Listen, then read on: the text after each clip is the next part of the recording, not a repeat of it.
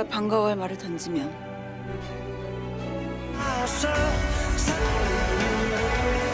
Halo guys, kembali lagi di channel review film bagus. Apa kabar kalian semua? Semoga sehat selalu ya. Kali ini saya kembali akan melanjutkan kisah Boyun yang dibawa lari oleh Jang Uk. Dan inilah Alchemy of Souls.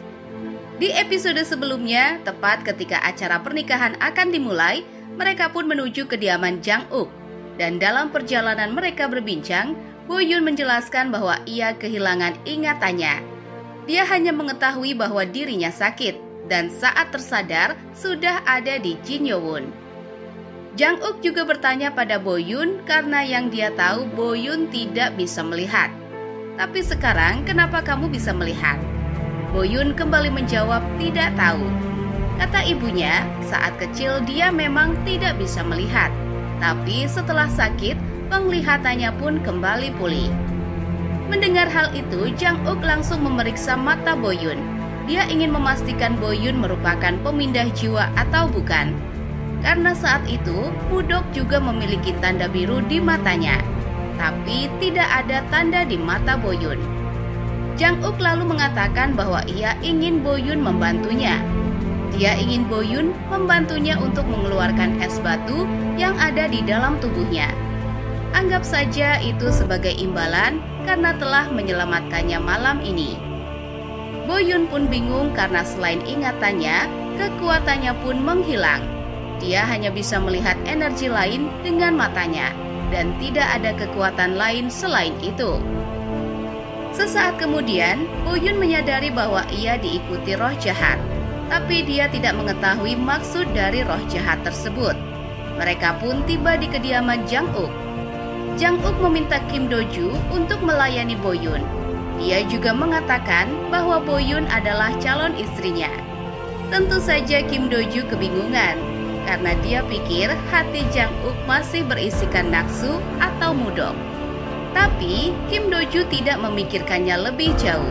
Dia lalu melayani Boyun selayaknya tuan putri. Boyun lalu diam-diam menyelinap ke kamar Jang Uk dan meneguk segelas araknya. Jang Uk yang melihat tingkah Boyun pun menghiraukannya dan malah mengajak Boyun untuk duduk bersama. Boyun lalu mengajak Jang Uk minum bersama sebagai perayaan karena telah berhasil melarikan diri.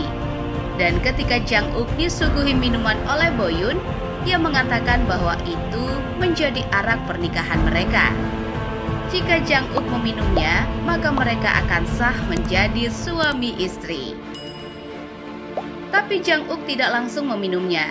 Dia malah mematikan semua lentera di ruangan itu dan hanya menyisakan satu lentera milik Jinyowoon.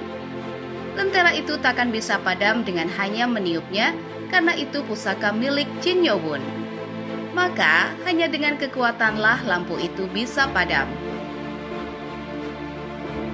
Jang Uk ingin Boyun memadamkan lentera itu sebagai bukti bahwa dia jin yang asli.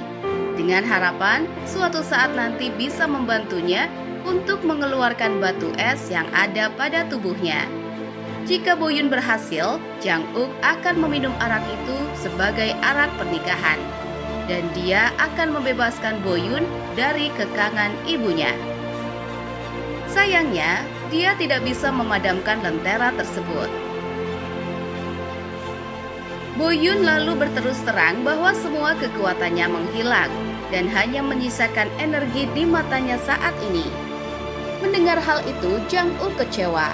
Dia lalu memerintahkan Boyun untuk kembali dan tidak bisa membantunya.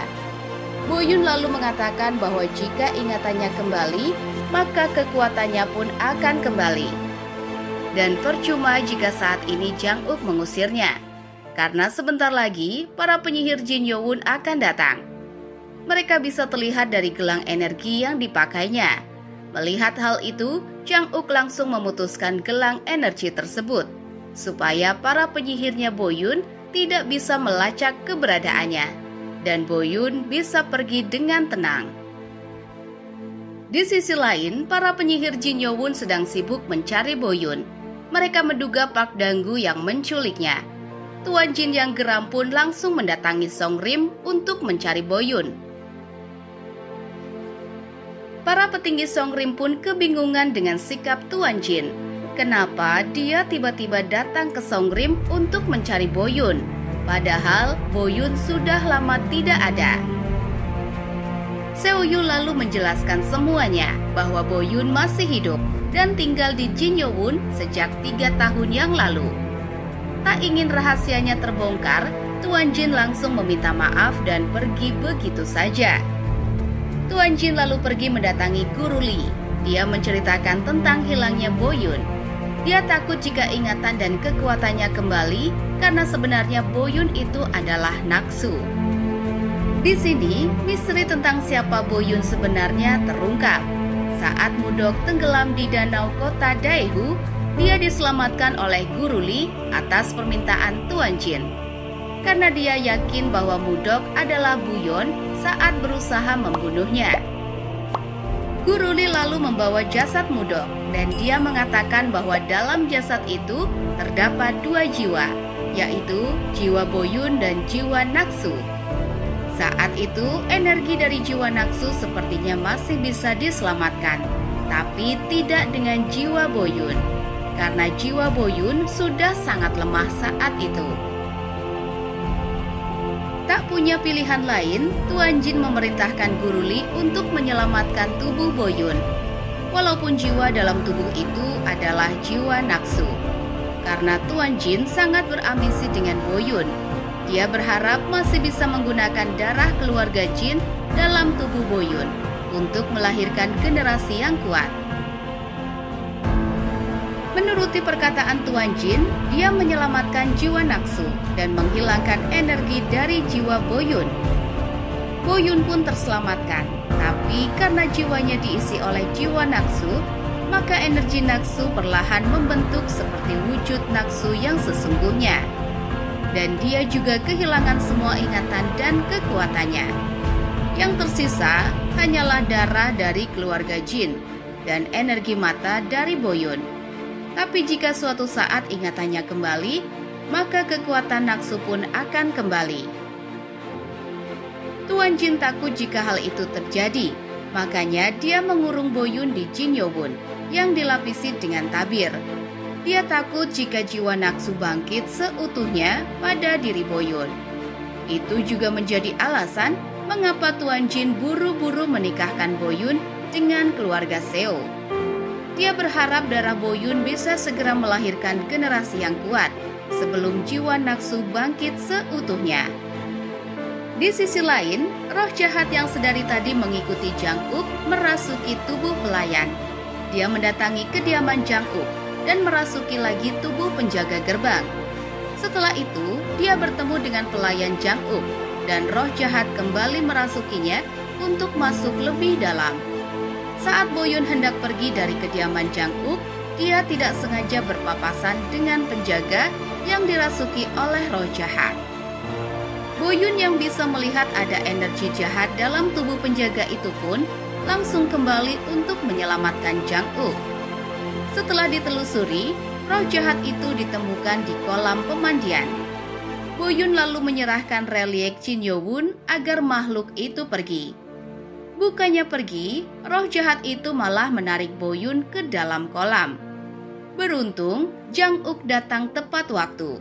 Dia lalu menyelamatkan Boyun dan menghancurkan makhluk itu. Jang-uk lalu merawat Boyun semalaman. Dia juga memerintahkan Kim Do-ju untuk menjaganya dan mencarikan obat yang bagus untuknya. Di sisi lain, berita tentang hilangnya Boyun pun menyebar. Pak Danggu bahkan menempelkan poster wajah Boyun di seluruh penjuru. Dia juga akan memberikan hadiah kepada siapa saja yang memberikan informasi mengenainya. Berita pun tembus ke kerajaan dan tentu saja Jin Woo mengetahuinya. Setelah melihat poster itu, Jin Woo langsung mengenali jika ini adalah wajah Naksu. Dia pun heran kenapa Naksu disebut Boyun. Untuk menjelaskan semuanya, dia pun mendatangi Tuan Jin dan mengatakan bahwa kerajaan akan mengadakan pertemuan umum. Di situ akan membahas tentang pemindahan reliek dan barang berharga milik Jinyowoon. Sekarang semua orang sudah mengetahui bahwa kekuatan Tuan Jin melemah dan tidak ada generasi penerus yang lebih kuat. Jika barang berharganya tidak ingin jatuh ke tangan orang lain, Jinwoo menyarankan untuk mendatangkan Boyun dan memperlihatkan kekuatannya kepada semua orang. Sebenarnya itu hanyalah akal-akalan Jinwoo.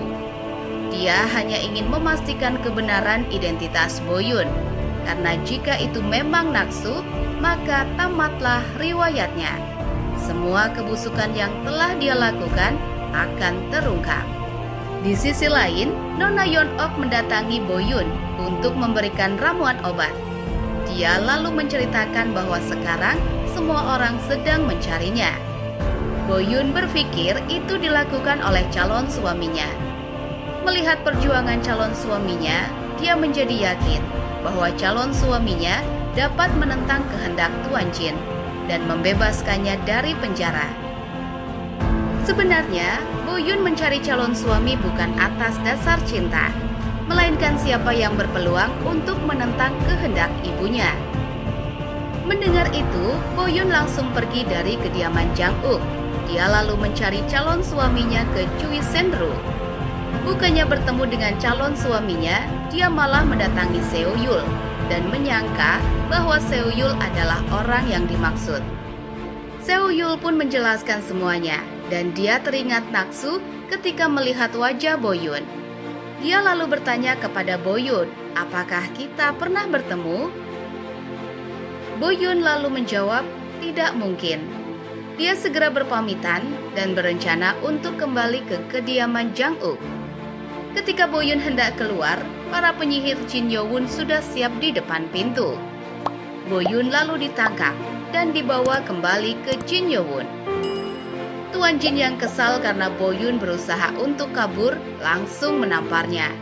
Dia lalu memerintahkan Boyun untuk menghadiri pertemuan umum para penyihir supaya kehormatan Jin Yo-won tetap terjaga. Boyun lalu mengatakan bahwa dia tidak memiliki kekuatan. Tapi Tuan Jin tidak punya pilihan lain. Dia malah menyuruh Boyun untuk jangan meninggalkan tempat ini, agar tidak ada yang tahu bahwa penerusnya Won adalah orang yang tidak memiliki kekuatan sama sekali. Pertemuan pun dimulai. Saat Boyun datang, Jinwoo menatap tajam ke arah Boyun. Tapi Boyun tidak bereaksi apapun, menandakan bahwa dia benar-benar tidak mengenali Jinwoo. Boyun lalu memperkenalkan dirinya dan mendeklarasikan bahwa saat ini dia adalah penerus dari Jin Yo-won. Tiba-tiba Jang-uk datang. Dia lalu memadamkan semua api yang ada di tempat itu. Tak lupa, dia juga membawa lentera milik Jin Yo-won dan memerintahkan Boyun untuk memadamkannya di depan semua orang. Awalnya Boyun mengatakan tidak bisa, tapi Jang-uk berkata jika Boyun bisa memadamkan lentera ini, dia akan menyelamatkannya. Sambil berlalu, Boyun lalu memegang tangan Jang-uk dan tiba-tiba lentera itu padam. Entah itu Boyun yang melakukannya atau Jang-uk memainkan sebuah trik. Setelah itu, Jang-uk berkata bahwa Boyun tidak bisa menjadi penerus Jin Yo-won karena mereka sudah resmi menikah kemarin malam. Sontak saja, semua orang yang hadir di tempat itu pun keheranan. Boyun juga membenarkan perkataan Jang-uk dan mengatakan bahwa ia tidak akan kembali ke dunia. Dan film pun selesai. Oke guys, itu dia alur cerita film drakor Alchemy of Souls Season 2 Episode 2. Buat kalian yang suka dengan alur cerita film ini, jangan lupa untuk selalu dukung channel review film bagus dengan cara like, komen, dan subscribe. Supaya kalian tidak ketinggalan episode selanjutnya. Aku, admin channel review film bagus, mohon undur diri. See you next video.